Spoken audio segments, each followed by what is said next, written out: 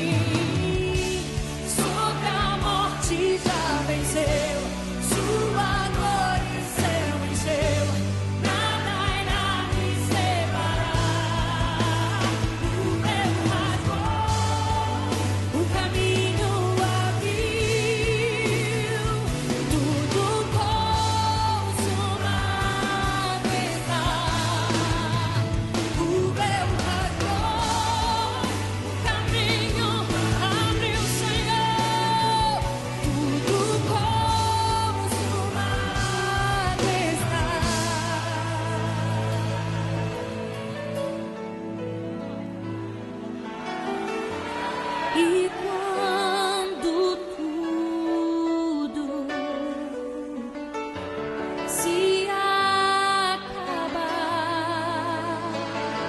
ó Senhor, estarei seguro. Você me amas, pois sei me prostro-me diante da cruz, vejo o sangue de Jesus. Nunca houve amor assim. Sobre a morte, Senhor, sobre a morte já venceu.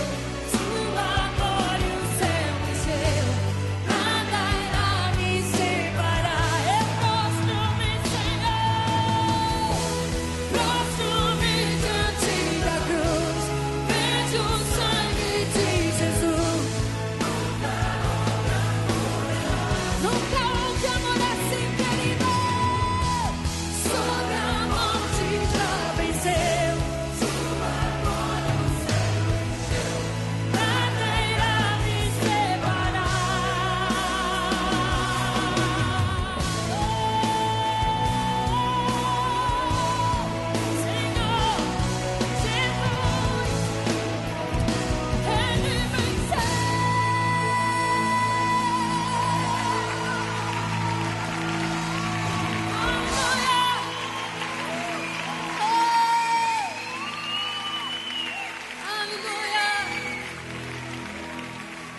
Aleluia, ele venceu. Ele venceu.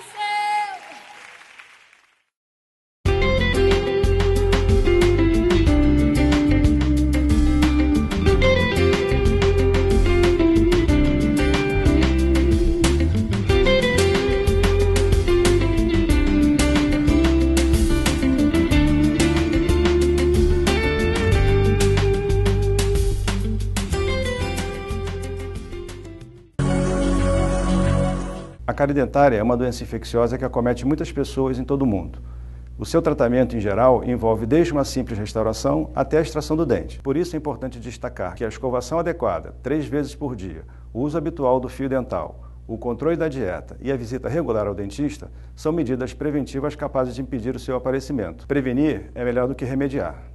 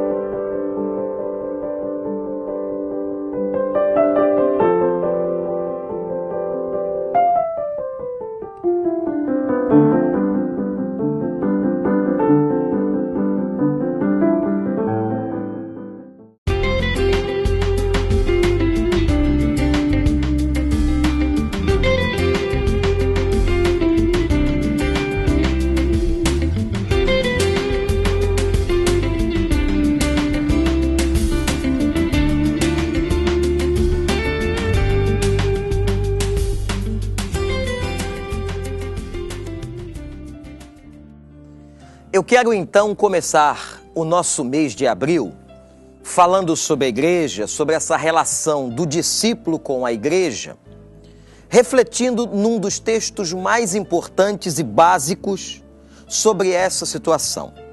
Eu estou me referindo ao Evangelho de Mateus, capítulo 16, versículo de número 13.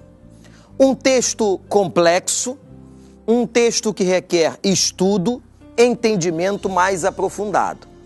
Veja bem o que a palavra diz.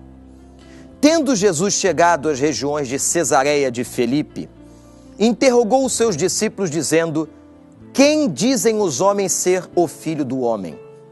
Responderam eles: uns dizem que é João o Batista, outros Elias, outros Jeremias ou algum dos profetas.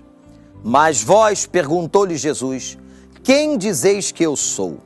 Respondeu-lhe Simão Pedro: tu és o Cristo, o Filho do Deus vivo. Disse-lhe Jesus: bem-aventurado és tu, Simão Barjonas, porque não foi carne e sangue que tu revelou, mas a meu Pai que está nos céus. Pois também eu te digo que tu és Pedro, e sobre esta pedra edificarei a minha igreja, e as portas do inferno não prevalecerão contra ela. E as portas do inferno não prevalecerão contra ela. Aqui está, meu querido telespectador, um dos textos mais complexos e controvertidos da Bíblia Sagrada. Muitos teólogos se debruçaram e têm se debruçado sobre esse texto. Jesus acabara de fazer a multiplicação dos pães. Fenômeno e fato que alarmou e impressionou a toda a gente. Todas as pessoas estavam maravilhadas como que mais uma vez o Senhor operara tão grande milagre. Jesus então pergunta para aquelas pessoas: quem os homens estão dizendo que eu sou? A resposta que os discípulos deram foi a seguinte: mestre, uns estão dizendo que tu és João Batista. João Batista havia morrido decapitado. Outros estão dizendo que tu és Elias, que fora transladado numa carruagem de fogo. E Jesus agora pergunta algo muito especial para eles, direto, objetivo, dizendo o seguinte: e vós, quem dizeis que eu sou? Quem eu sou para vocês? O que vocês pensam de mim? Naquela hora, Pedro, sempre Pedro, mais impetuoso entre os 12, tomou a palavra e disse: tu és o Cristo, o Filho do Deus vivo. Jesus vai dizer que o que Pedro acabara de revelar não era dele mesmo, mas fora inspirado por Deus para tão grande declaração. Estava declarando Pedro, na unção do Espírito, que Jesus era o Cristo prometido a Israel. Jesus era o Filho de Deus. Jesus era aquele que haveria de vir e que todos aguardavam ansiosamente. Naquele momento, Jesus então, num jogo de palavras, e aqui cabe uma observação, o conhecimento da língua grega, a língua na qual foi escrita o Novo Testamento, é um conhecimento fundamental para se entender esse texto. Naquela hora, Jesus vai dizer: Pedro, Pedro. Pedro, o nome Pedro, significa pedrinha, pedra pequena. E Jesus está dizendo a ele: Pedro, tu és pedrinha, tu és uma pedra pequena. Mas ele continua: mas sobre esta pedra.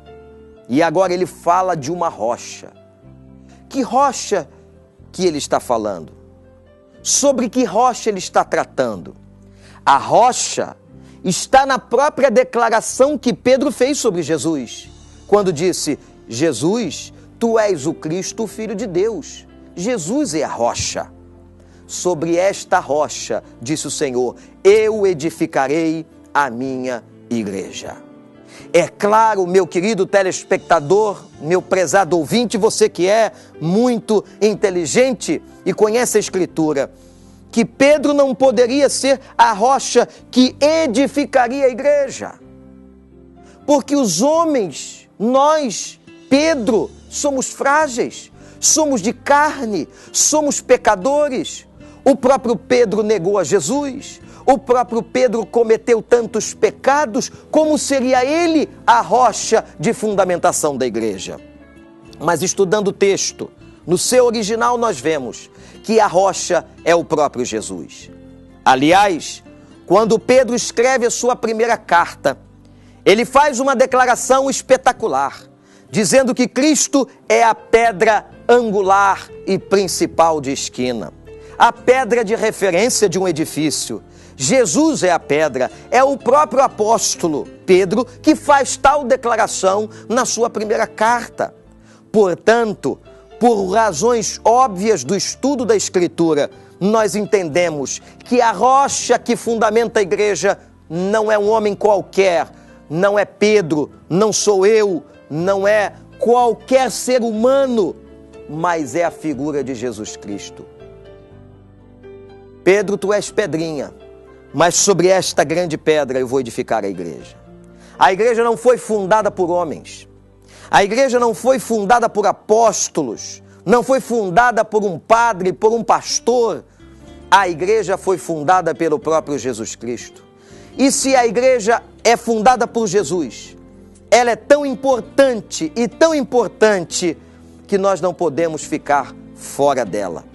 Durante todo esse mês de abril, nós vamos estar falando da igreja, do seu significado, da sua importância, dos seus benefícios para a vida humana, dos seus benefícios para a sociedade, o que a igreja pode fazer na sociedade, enfim.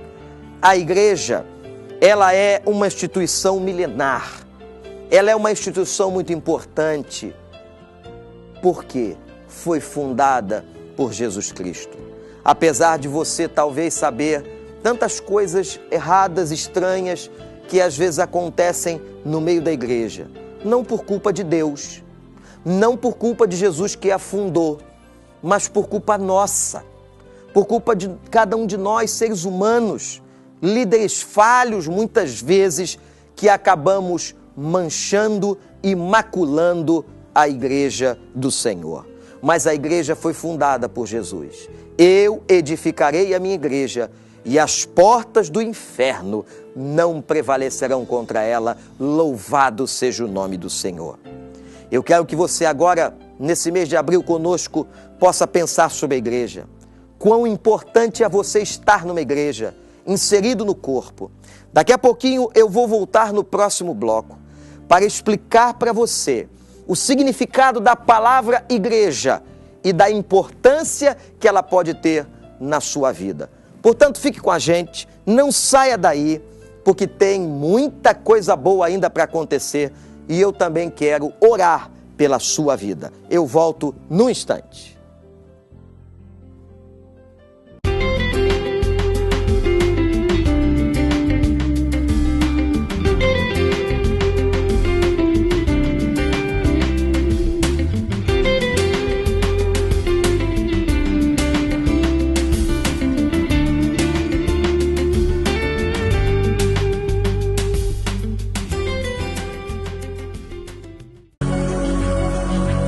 A cárie dentária é uma doença infecciosa que acomete muitas pessoas em todo o mundo. O seu tratamento, em geral, envolve desde uma simples restauração até a extração do dente. Por isso é importante destacar que a escovação adequada, 3 vezes por dia, o uso habitual do fio dental, o controle da dieta e a visita regular ao dentista são medidas preventivas capazes de impedir o seu aparecimento. Prevenir é melhor do que remediar.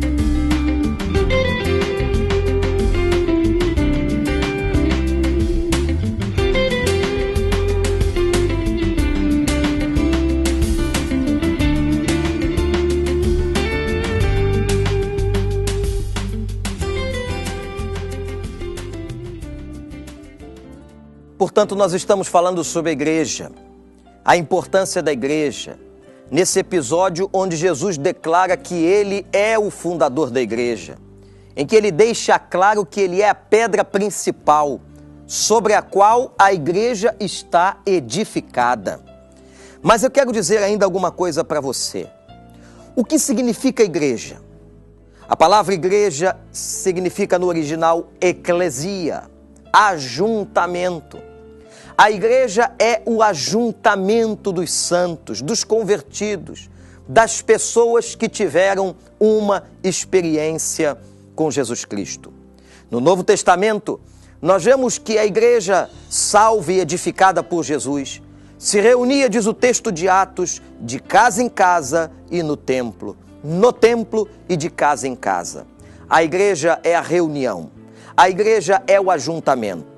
Ah, meu querido telespectador, como é importante termos a igreja, compartilharmos de um grupo, recebermos e darmos forças uns para os outros, orarmos uns com os outros, ouvirmos um ensino de qualidade, fazermos ações que nós individualmente não poderíamos fazer, como a obra missionária no Brasil, no exterior, como ações sociais, enfim, ser parte de uma igreja é algo tremendamente maravilhoso. Aliás, não há, eu quero afirmar isso aqui diante de todas essas câmeras, não há qualquer instituição na face da terra que tão bem possa fazer ao homem do que a igreja. Há muitos que questionam, que pegam um problema aqui, outro ali, para denegrir e manchar a imagem da igreja. Mas isso não é suficiente, porque Jesus disse, eu a edificarei e as portas do inferno não prevalecerão contra ela. Homens falham, a igreja de Deus é de Deus. A igreja é a noiva de Cristo. Nós, quando estamos juntos, reunidos, para a celebração, para a adoração, para a proclamação, para a oração, é a igreja que se estabelece ali. Em várias congregações, no Recreio, em Irajá, no centro da cidade, em outro estado, em outro país, é a igreja do Senhor, espalhada em várias congregações ao redor de todo o mundo. Eu quero desafiar você a ser cristão, mas ter a sua igreja, ser membro, ser parte de uma igreja. A igreja é comparada por Paulo como corpo vivo de Cristo, no qual Cristo é o cabeça, é o dono, é o que dirige, é o que comanda. Eu quero convidar você a não ficar fora da igreja. Nós, durante todo este mês de abril, vamos estar falando dessa relação do discípulo, da igreja, do cuidado que temos que ter uns com os outros no contexto da igreja. Portanto, fique bem ligado no nosso despertar com Deus, que eu tenho certeza que Deus vai lhe abençoar ricamente. Mas agora nós vamos orar. Nós vamos clamar por você, não sei onde você está, para que Deus possa abençoá-lo e derramar graça sobre sua vida. Vamos orar? Pai de amor, obrigado por cada telespectador, cada pessoa que nos assiste agora. Senhor, Tu sabes o que estão passando, sofrendo, alguns nos presídios, nos leitos de enfermidade. Deus, dê graça, cura essas pessoas em nome de Jesus. O Senhor que já curou tantos, nós suplicamos, cura estes, Senhor, que estão clamando por cura na Tua presença. Abençoe cada família, cada telespectador. E, ó Deus, que cada um possa ter a consciência da importância de estar na igreja do Senhor. Abençoa, Pai, derrama graça e obrigado pelo nosso programa, que cada vez mais possamos levar a Tua palavra a tantos lares e a tantos lugares. Em nome de Jesus. Amém. Muito obrigado, eu quero desafiar você a estar aqui amanhã. Olha, uma entrevista, você não pode perder, maravilhosa. Vamos estar entrevistando o pastor Dr. Luiz Saião, um dos maiores expositores da Bíblia. Aguardo você então amanhã, despertar com Deus às 7h30. Tenha um bom dia.